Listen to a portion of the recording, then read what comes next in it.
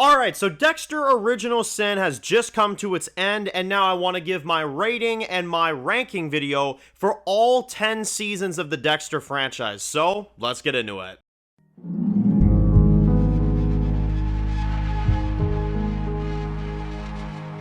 Alright, so this one's going to be doing another ranking video, another video for Dexter, the Dexter franchise. Thank y'all for tuning in for this one. This one is one that I definitely would like to do and like to get your opinions down below on how you would rank the Dexter seasons from worst to best. Now, obviously, the Dexter franchise has 10 seasons as of now. There is a 11th one coming out this summer with Dexter Resurrection. But for now, I want to go over my ratings and my rankings here for the best to worst seasons of Dexter. Now, we're going to be starting with the worst, and then we're going to work our way up to the best. Now, starting things off with my least favorite season of Dexter, one that I think is an easy answer for a lot of fans, is going to go to Dexter Season 8. One of the worst seasons of television I've ever witnessed in my life. This was a god-awful conclusion to the show, and honestly, it is surprising to me that this show even made it to TV this season. I don't understand it. You have one of the worst villains of all time with Evelyn. You've got one of the worst villains ever with her son. You've got a absolute horrible death for Deb. Deb being completely out of character this entire season, crashing a car with Dexter inside, then proceeding to save his life 2 seconds later. Like, this season went from dumb to dumber. This should be the next Dumb and Dumber because it's absolutely terrible. And on top of that, the show does not end in any kind of satisfactory way. Dexter just leaves. He just bails. The season is absolute trash. It is so bad. So bad to where I would say that, honestly, I'm surprised that they recovered from a season like this with New Blood, right? But they somehow did. But this is the worst of the worst. It doesn't really get much worse than this. But there is a second really close one. The next one, number 9, is then going to be Season 6. Now, Dexter Season 6, I gotta be honest, is almost just as bad. They literally make you follow a group of antagonists that are really generic on top of everything else. I mean, they're ranting about God every 2 seconds. They're talking about, religion every 2 seconds. And then it gets so bad to where you have a sequence where you reveal that Travis actually is the only real one. The other guy, is just non-existent. He's been dead a long time. And you find out that all these horrible things that have been happening is actually just one man instead of two. Where they plot all themselves because Dexter literally interacts with this Gunther guy literally a million times. But it doesn't matter because apparently he's not real, and apparently he was real, but now he's dead, and like, the season just doesn't know what it wants to be, and it seriously goes way too far with the God is with you. Like, they go really far with that. They waste a lot of really cool characters like Brother Sam. Quinn is an absolute idiot this season. Deb, for some reason, has feelings for frickin' Dexter, which I don't understand. You'll never get me to understand that. Why the hell Deb would have feelings for Dexter? That just makes absolutely no sense. The only reason that this season is anywhere a little bit higher than Season 8 is because I genuinely like the ending of the season when Deb finds out that Dexter is who he is and she catches him in the act. I thought that was a fantastic scene, and I did enjoy how they did that. Yes, that was really well done. Number 8 is then going to be Dexter Season 5. Now, I got to admit, this season is really flawed. This is a really flawed season in a lot of ways, but it's also a good season in other ways. That's why it's kind of an interesting one for me. Season 5 of Dexter, I gotta tell you, the first half of the season I was really enjoying. The send-off to Rita in the premiere. I really liked Lumen as a character. I liked her as a love interest for Dexter. I thought they did a good job with that overall. I think in general they've done a good job with what they were doing with the what was the villain group name in this season? Like the skin people or something. It was something like that. The Barrel Girl Killers. That's what it was called. A terrible name, but I thought their introduction was somewhat good. And then you get Jordan, and then you get his squad to come in here, and I mean, it's the level of cringe as all get out. You literally got sequences where he's standing there like, please will you listen to me? Please will you shut up? Please will you do that? Like, it's so bad, honestly. I will never ever understand what the hell they were trying to do with him. They like tried to make him this like really like proper and like, you know, macho guy and stuff, but it just came across as so cringe. It just came across as such trash. And on top of everything else, you have Deb that is, you know, kind of just going through the motions. She's getting like promotions here and there, you know what I mean? The season just kind of starts to fall apart with its villains. I did like Edgar. I did like him. I thought he was good. And I will admit the Lumen stuff was really good. Now, the reason why this season is still so low for me is that in the end, Lumen does not matter. She just ditches Dexter. And again, like the main villain, I felt like got just so overly complicated and so just weirdly executed. It was getting really bad. But the season is not terrible. I would just say overall, season 5 is a average season of television with, you know, a few things that I would change, particularly the main villains. That's what really knocks this down a peg. But it's not a horrible season. It's not like the worst season you could ever get. No, definitely not. Now, coming up next is then going to be Dexter Season 7. So, this season, I gotta admit, is a fantastic season. It really is. And for the first half of it, I really liked it. I liked Isaac. I liked the story with Deb, her finding out about Dexter, what he really is. And you know what's funny about this season? Though it's only at my number 7, it actually has my favorite opening few episodes to a season of Dexter. The first few episodes this season is genuinely the best start to a Dexter season I've ever seen from this franchise. So that's one advantage that this season has over the others. But unfortunately, the only reason why it's number 7 is because I felt like it really, really fell apart with Hannah McKay. I also felt like it really fell apart with what they were trying to do with her. I also didn't understand what they were doing with this whole Dexter is, you know, he wants to be with her, but then she's psycho, but then she fits his code, but then, you know, you're not so sure. And I also felt like Isaac got really, really butchered there towards the end. His death was really bad. But then the season kind of redeems itself a bit again because you got LaGuerta, you've got her investigating Dexter, you've got Surprise Motherfucker, which is a phenomenal finale and a great conclusion while Deb makes the decision to shoot LaGuerta and save Dexter, which obviously really comes crashing down on her. And though I don't like where it goes in season 8, I like the setup that they have in this season. I think it's really, really well done. And I think that overall, this season is fantastic. It really is. Coming in at number 6 is then going to be Dexter New Blood. So this one probably will surprise people, putting this at number 6. I know some people would probably rank it higher. Some people would probably rank it lower. I am one of those people that actually am a believer that if this finale of Dexter New Blood would have stuck the landing better on the conclusion of Dexter and didn't falsely set up Batista to be a main character coming after Dexter, I do believe that this season would have ranked higher. But I will still say this is number 6 and it's a really amazing season. Besides the finale and some of the things that they did there, this was a fantastic season. They had one of their best antagonists with Kurt this season, played by Clancy Brown. Absolutely freaky and insane villain. I loved the setting. I loved the snow. I love seeing Harrison. I love seeing the bond between him and Dexter.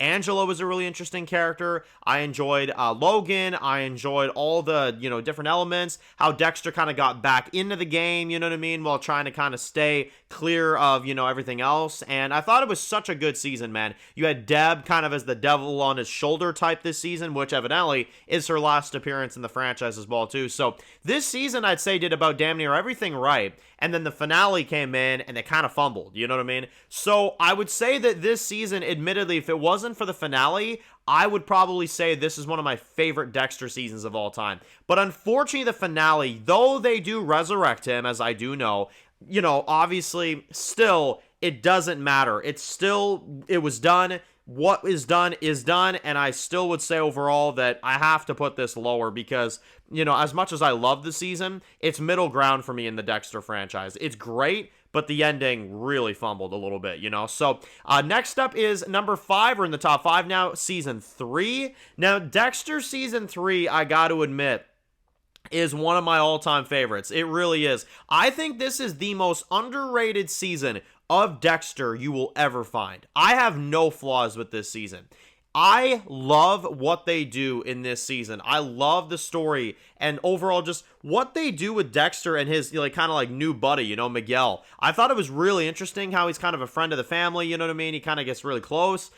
Dexter's kind of teaching him his ways. You know what I mean? I love the actor. I love the charisma of his character. I also enjoyed the Skinner overall. I thought he was kind of a good throw-off villain, you know what I mean? I enjoyed seeing Quinn. This was his first season, kind of seeing him introduced. I'd say the only reason why this season isn't, you know, in a more top 3 type of material is because I will still acknowledge that this season is definitely a lot slower than the other seasons. But I thought it was interesting, and I thought it was really good, and I enjoyed seeing what they were doing with it. And overall, the only thing I would say about this season that isn't as strong as the other ones coming up is that I don't feel like it has as much of an impact as the other seasons. But it's still a fantastic story. I love it. I have no complaints with this season, and I think that this season is seriously overhated by the fans. I don't get why people hate this season so much. I thought it was fantastic, and I thought it was really good, and overall, I think they absolutely knocked it out of the park with this one. Number 4 is then going to go to Dexter Original Sin. So I'm going to put Original Sin at my number 4 spot.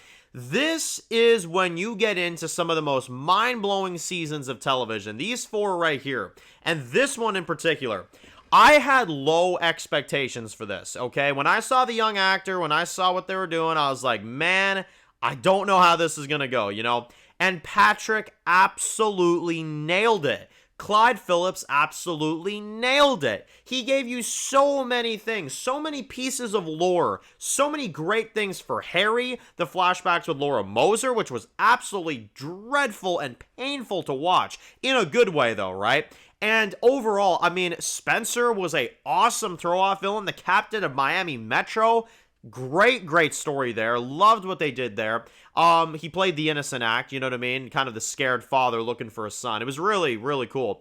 And then on top of everything else, they just chuck you into a Brian Moser backstory all of a sudden and give you this massive lore on his character and the separation that he went through with Dexter as a young kid, and seeing what Brian did to Deb as a little baby, and seeing like all these things, Harry sparing Brian's life at the end of the season, Spencer getting killed, and just so many pieces that connect to the original series. There were no plot holes, it was flawlessly done, and everything connected in a great way.